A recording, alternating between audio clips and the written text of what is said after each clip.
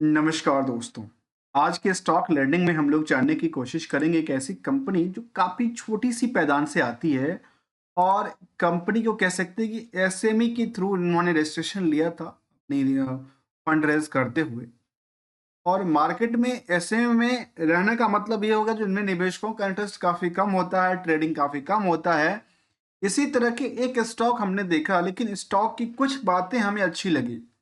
वो क्या है वो हम पड़ाव दर पड़ाव उसको जानने की कोशिश करेंगे। जहाँ तक कंपनी को देखा जाए जो ख़ास करके टाइल्स और सिरेमिक वाली आइटम्स में डील करती नज़र आती है। इनकी प्रोडक्ट रेंज की यदि बात किया तो इनकी ढेर सारी प्रोडक्ट रेंज इनके पास हैं, अलग-अलग टाइल्स के अलग-अलग साइज़ें हैं, चाहे वो फिशिंग का हो, कैटेगरीज़ के हिसाब से उन्होंने दर्ज किया हुआ नज़र आता है। लेकिन जब इनकी फाइनेंशियल पोज़ीशन को हमने देखा तो हमें लगा अच्छा शायद ये ईयर एंड ईयर बेसिस में तो कंपनी काफ़ी ज़्यादा परफ़ॉर्मेंस करती नज़र आती है। तो क्या लगता है कि आने वाले समय में ये मेन पोर्टल में आ सकती है? और साथ में क्या ये आने वाले समय में ऐसी बात तो नहीं कि ये अच्छी खासी पोटेंशियल के साथ काम-काज करे? इतना ही नहीं, निवेशकों का इंटरेस्ट अभी बिल्कुल ही नहीं है, लेकिन फाइनेंशियल पोज़ीशन के मुताबिक देखा जाए, इसके मुकाबले company almost year and year basis में 30% से लेकर के करीब-करीब 45% 40% तक की ग्रो की बात की है। वैसे ही क्वार्टरली डेटा को देखा जाए, तो जून से लेकर के अभी तक के डेटाबेस को आप देखेंगे तो लगातार इसमें अच्छी खासी ऊँचाई पे क्या हो रही? रेजिस्टेंस क्रिएट करती नज़र आती है।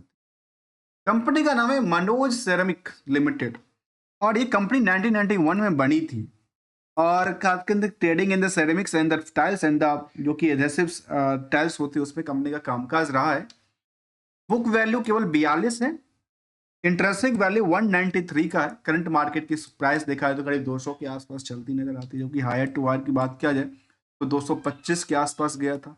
अर्थात यहाँ से सीधा-सीधा देखा जाए तो नियरली 10% की गैप की बात कहती है। केवल 10% की गैप पे कुल देखने को मिले। कहाँ से? Near about the higher price. अब आते हैं, यदि इस कंपनी को लेकर के हमें कुछ अच्छी बातें लगी तो वो अच्छी बात कहते हैं कि प्रमोटर कंट्रोल 71% से ज़्यादा कहते हैं।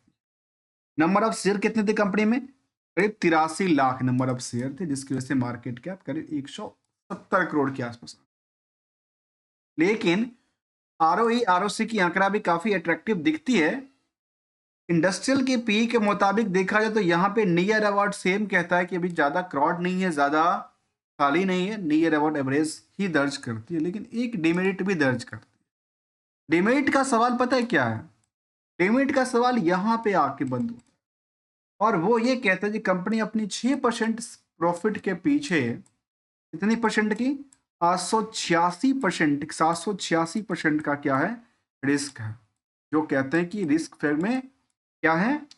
आउटस्टैंडिंग पार्ट की बात कहती है प्रॉफिट के कंपैरिजन करने के। लेकिन यदि इनकी उन पहलुओं को ज़रा देखने की कोशिश करेंगे, आखिर कितने दिन के लिए है, कैसे पैसे आते हैं, या कंपनी को कर्ज का सिचुएशन क्या है, क्या उनको दबाने का काम तो नहीं अर्निंग पर शेयर में जो 9 रुपए से ज़्यादा कमाने का काम करती है।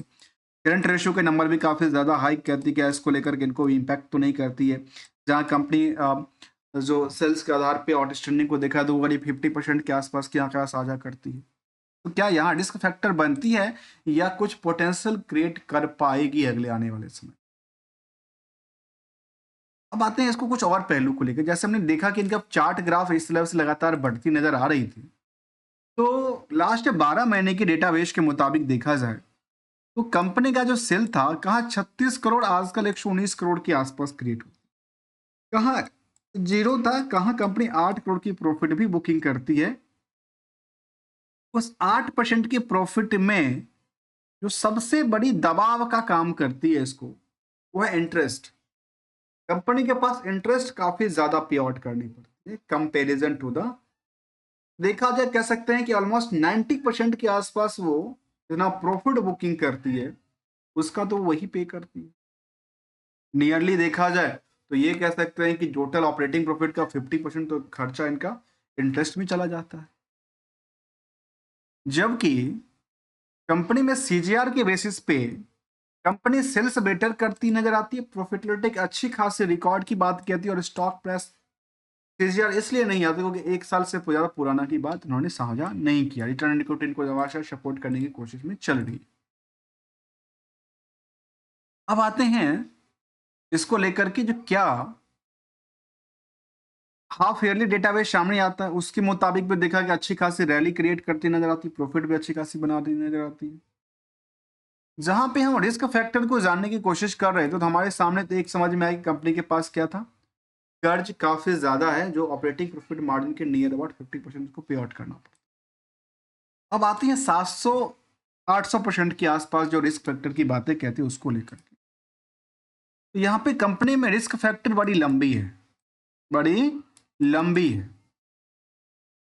अब कंपनी जो सेल करती है वहां पे शायद इनका टाइम फ्रेम बड़ा लंबा है। यदि इसको शॉर्ट कर ले शायद, तो शायद इनके लिए कुछ पॉजिटिव चीजें निकल के आ सकती है। हो सकता है अभी रिस्क फैक्टर ज्यादा ले रहे हैं कंपनी खुद के कारोबार में। अब आते हैं पीयर्स के मुताबिक, इसको एक ही में पीयर्स में रखा गया इसीलिए शायद यहाँ पे नंबर नहीं आती है। मुझे लगता है कि सेरेमिक प्रोडक्ट के अंदर बाकी काफी सारी कंपनियां हैं और यदि इसको मनोज को हम कंपेयर के तौर पे देखा जाए जो सेरेमिक प्रोडक्ट से डील करती है उसमें पीयर्स में देखा गया कजारिया टाइल्स है, कजारिया सेरेमिक की बात कहती है, रेस्टाइल की बात कहती है, ने सेरेमिक की बात कहती है। काफी सारे कंपनी लिस्ट में शामिल है, लेकिन इस कंपनी का खुद का कारोबार में स्टैंडअलोन डेटा के बेसिस में मुताबिक यहाँ कोई डेटाबेस शामिल नहीं करता है। क्या यहाँ पे कुछ गड़बड़ है क्या देखा जाए तो, क्योंकि यहाँ पे इसके मुताबिक इन्होंने डेटाबेस शामिल करके रखा है सितंबर तक का, लेकिन बीएसई पे ये डेटा शायद रिफ्लेक्ट नहीं करती नजर। क्या है, बीएसई पे डेटा रिफ्लेक्ट करती है लेकिन वहां भी नहीं आता, पता नहीं क्या है। यहाँ के मुताबिक कंपनी ने सेल्स से लेकर के बाकी कुछ इम्पैक्ट को गिराया और यहाँ पे नेट प्रॉफिट मार्जिन को भी घटती नजर आती है फ्रॉम द क्यू और क्यू बेसिस को। अब आते हैं कुछ और पहलू को, क्या इसमें कुछ सस्टेनेबिलिटी क्रिएट कर पाएगी। तो रिस्क फैक्टर इनके लिए काफी ज्यादा बात कहती है। बैलेंस शीट की पोजीशन के मुताबिक कंपनी के पास जो कर्ज था 60 करोड़ का वो 55 पे आया है, जबकि अभी शायद कंपनी ने कुछ और भी शायद अनाउंसमेंट निकाल के लेके आई थी। जो कंपनी शायद क्या करने वाली है, कुछ अलॉटमेंट किया था। कहते जो कंपनी अभी बोर्ड मीटिंग में अप्रूवल मिला था इनको कन्वर्ट जो कि 14 lakh warrant convertible into equity share.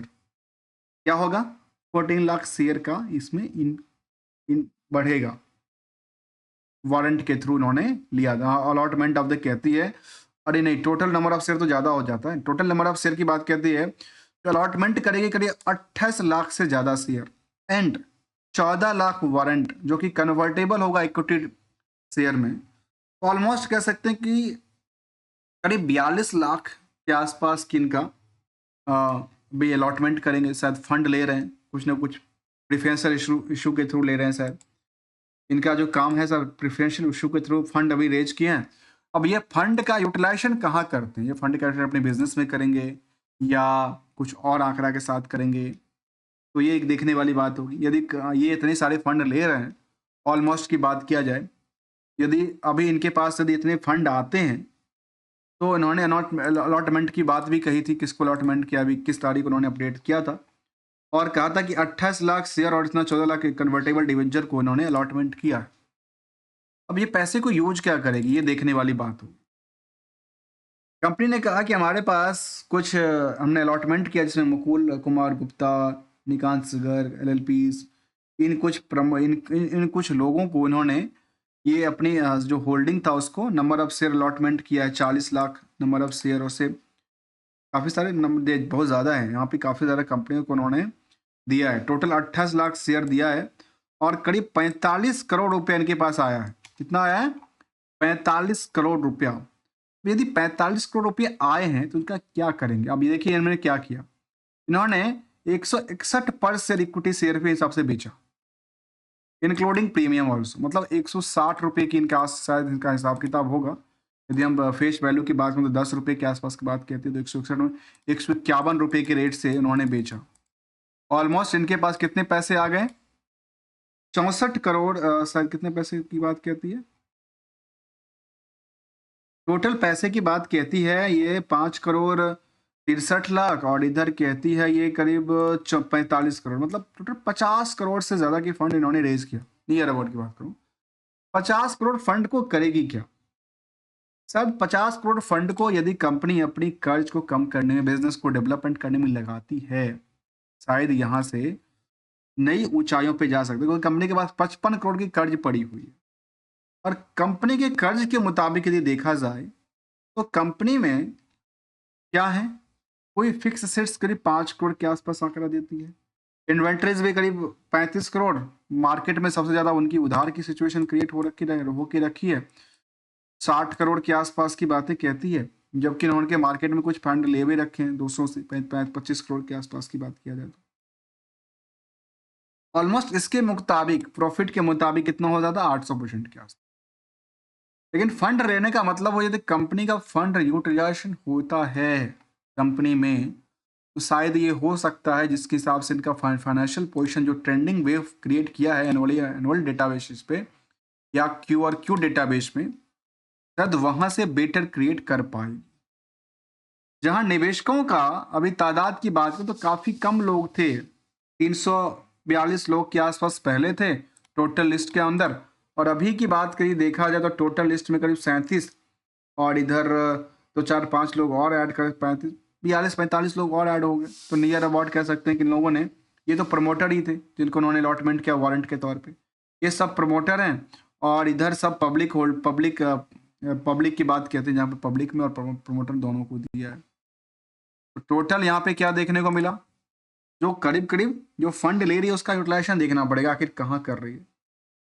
FI कोई है नहीं, डीआई कोई है नहीं इस कंपनी में। ऑलमोस्ट दिखा तो एक विनीज इक्विटी मार्केट्स जिसके पास 14% की होल्डिंग, तो क्या इन्होंने दोबारा लिया है क्या इसमें, यदि देखा जाए तो ऐसा नाम तो सामने नहीं आता। इसमें कुछ बड़े नाम की बात करें तो इन्होंने कुछ पोजीशन लिया हो, विनीज की कुछ कंपनीज ऑलरेडी लिया हुआ है, नाम तो रखा है, करीब 1,25,000 शेयर लिया उन्होंने प्राइवेट स्प्लिट उसके थ्रू, और कुछ नाम तो ऐसा मनी प्लांट्स, पिक्चर्स एलएलपीज, और कुछ कंसल्टेंसी और इन्वेस्ट वाली कंपनीज सामने नाम दिखती है इस तरह के। Grow fast securities and credit private limited लिया है। ग्रो फास्ट कौन है पता नहीं, कुछ तो कोरल पेबल्स लिमिटेड ले लिया है, कुछ बड़ी बड़ी होल्डिंग्स लेकर। अब इनकी वजह से कुछ हो सकता है तो शायद मार्केट में कुछ रैली क्रिएट हो पाएगी। जहां तक इनमें कुछ रिस्क भी बात कहती है, कुछ रिटर्न की ज़्यादा एक्सपेक्टेशन की बात कहती है, खास करके इनकी डेटर्स डे काफ़ी हाई रिस्क पे चल रही है, उनको इम्प्रूवमेंट करे। सेल्स का आंकड़ा बेटर है, प्रॉफिट का आंकड़ा बेटर है, इनको इम्प्रूवमेंट करने की जरूरत है। डिविडेंड नहीं भी देते तो कोई फर्क नहीं पड़ता, लेकिन स्टॉक जो कुछ सालों की जो रिटर्न है इक्विटी का, वो काफ़ी बेटर सपोर्ट देती है। तो शायद ये आने वाले समय में बेटर क्रिएट कर पाएगी ऐसा दिखता है। हो सकता है दोस्तों, मैं आपको कोई रिकमेंडेशन या एडवाइजरी की बात बिल्कुल ही नहीं कर रहा हूँ। सिंगल सी गोल्डन रूल हमेशा कहता हूँ कि यदि मार्केट में पैसे, पहले सबसे पहले पैसे को रिस्क फ्री करते रहना चाहिए, रिस्क को मिनिमाइज करते रहना चाहिए, और यदि पैसे बनते हो तो बनाना भी चाहिए। मिलेंगे कुछ नई स्टडी के साथ, तब तक के लिए अगर अच्छा लगा हो तो लाइक और चैनल को सब्सक्राइब करना मत भूलिएगा। Thanks for the joining us.